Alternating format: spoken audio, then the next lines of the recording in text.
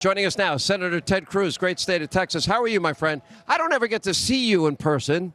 Well, normally I'm talking to a TV camera. It's good to be in person, and it's even better to be at an amazing convention like this one. Let's talk about it and all this talk. And by the way, Kai's coming for your job. She can have it. She's better than me already, I can tell. Let's talk a little bit about this convention, your speech last night. We're 60 days away from early voting in Pennsylvania.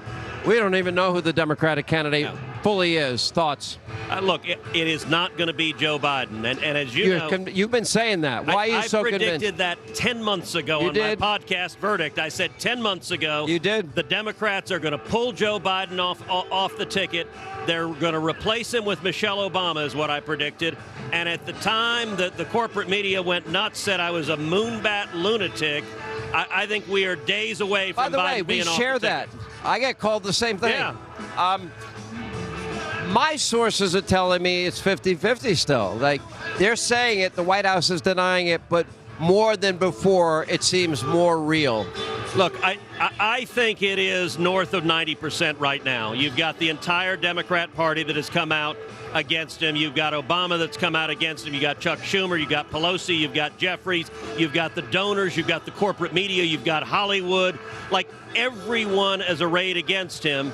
And listen, think about how Nixon stepped down. He stepped down because a handful of old bulls from the Senate, like Barry Goldwater, went to the Oval. Right. And they didn't do so gently. They said either you step down or the House will impeach you and will convict you and remove you.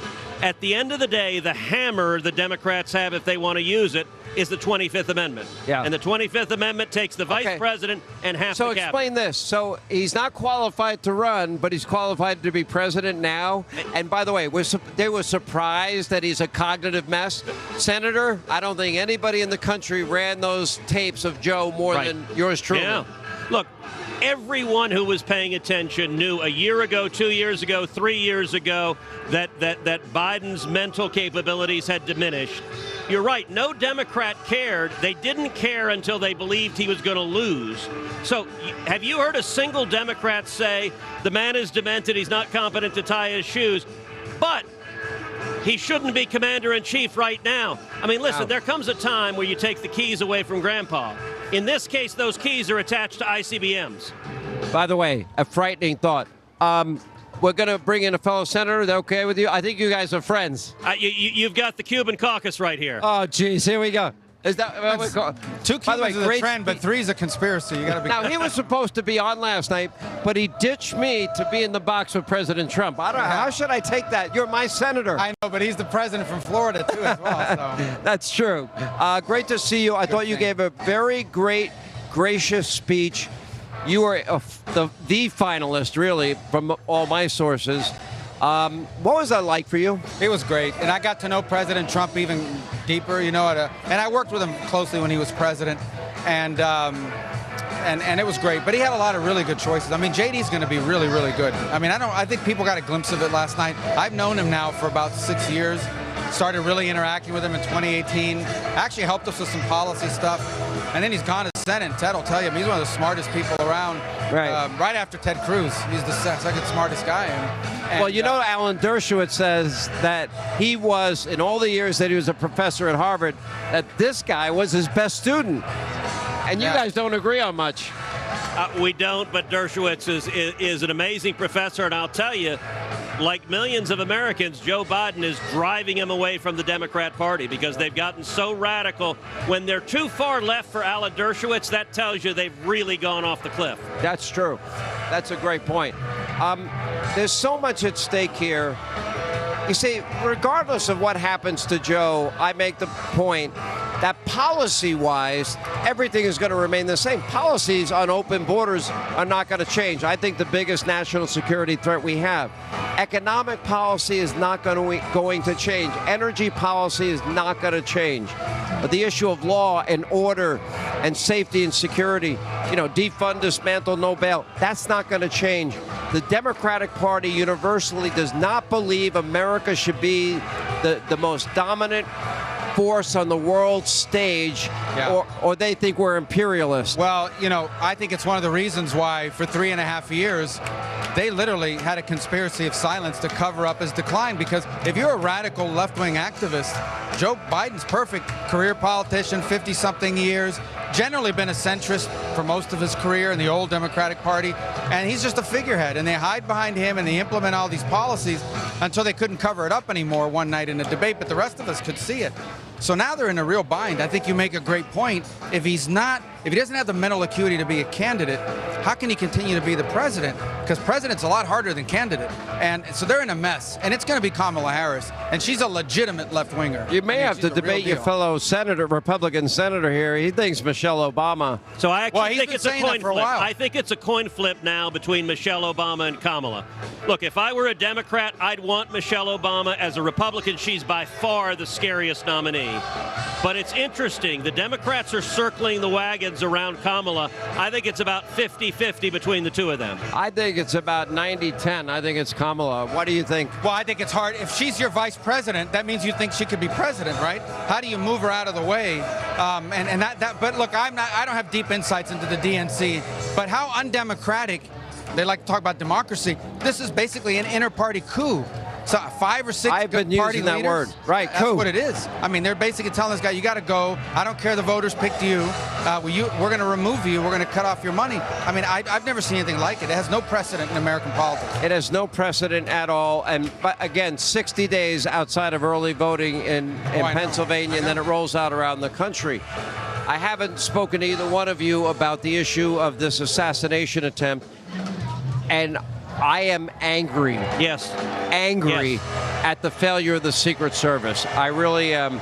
The idea 130 feet away, that's a 2-foot putt, that's a layup in basketball. And they knew this guy was a suspect at the time. Yep. They had been following him. They lost him.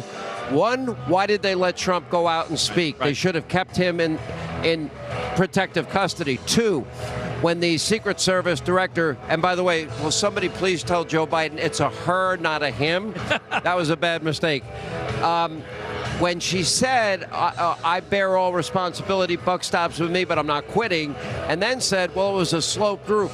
Why didn't you have sniper eyes on that roof? Yeah. And then we put them inside. Why didn't you surround the perimeter knowing and acknowledging that it was a threat? Look, it was an absolutely catastrophic security failure.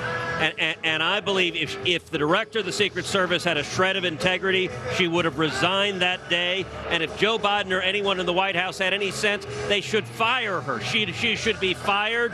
I've joined with a number of other senators demanding emergency hearings in the Senate Judiciary Committee next week with her there, with the head of the FBI.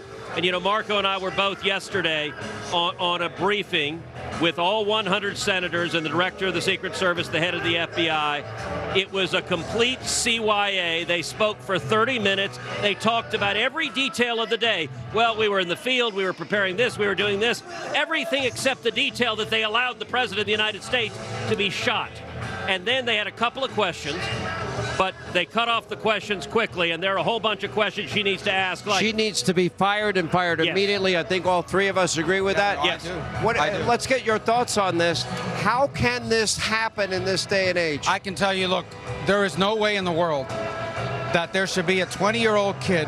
This is not Jason Bourne, okay? We're not talking about some secret agent here. Some 20-year-old kid climbs on top of a roof 150 yards away and takes a shot, and he was identified hours earlier. Now, they can blame it all they want on other agencies that were there. The responsibility of securing the perimeter in that event is the Secret Service. I'm not talking about the guys, you know some of these guys that are with Trump. By the way, the guys that protected the president on the stage, they were phenomenal. They're heroes. Phenomenal. The agents They're heroes. themselves, Absolutely. they put their bodies in harm's way. It's the political leadership that failed. And that event was poorly advanced in terms of security. And I want to know, is this a one-off, or is this becoming a systemic problem within the agency? Look, the Secret Service doesn't just protect the lives of presidents and vice presidents and candidates. They protect our country. Where would we be tonight if that thing had horrifyingly ended in the live execution of the next president of the United States in front of the eyes of the world, where would this country be tonight? We would be in a catastrophic situation. They also protect our country. The leadership of that agency has failed us. And why aren't they having daily press briefings, providing as many details as possible? Well, how is it that when we have a school shooting, almost within hours we know a lot about the shooter? Yeah. And how is it in this case? This happened on Saturday. It is now Thursday, and we know little to nothing really about the person. And on top of it, and this is your wheelhouse, Iran had issued an assassination order against Donald Trump, weeks earlier? Yeah, but that's not new. They've gone after, they want him, Pompeo. There's a bunch of people that they threaten. But here's why it's relevant. There's no evidence that this is the guy that they would have hired. But here's the, if you know that, that's even more of how can this be possible? I mean, if this kid was able to get this off, what would an Iranian agent, trained agent, be able to pull off? This is very, very disturbing, and we need to get to the bottom of it, and quickly. We need to, and she needs to resign because she has no credibility left. She literally has no credibility. I imagine even with her own agent. And I'll tell you one last thing, and I'll get this reaction from Senator Cruz. Senator, it cannot be this agency investigating themselves. No. We must have an outside agency. Absolutely, and we need accountability to the American people. There are obvious questions. Why were there not more agents? Why were there not sufficient agents to secure the arena? Why was that rooftop not secured? Why was there not aerial support, drones and helicopters? Why was there? Why when they spotted this individual with a rangefinder, did they not detain him? Great point. You had participants pointing him out. There's a guy on the roof with a rifle. And why on earth did they let President Trump go on the stage? The Secret Service could have said, we've got an active shooter. Stay where you are until we detain him. It is a massive failure all along, and we've heard zero accountability from anyone. Okay. Both of you are good friends of mine. Although I have to tell you, he's my senator now. I know, yeah. I'm a. We tried to get you to come to Texas. I am an honorary Texan. Rick Perry made me one. Absolutely. But I'm a Floridian. That's right. We're happy to have you. Thank you, Senator. Good to see you both. Senator Thank Cruz, you. Senator Rubio, we appreciate you being with us. All right.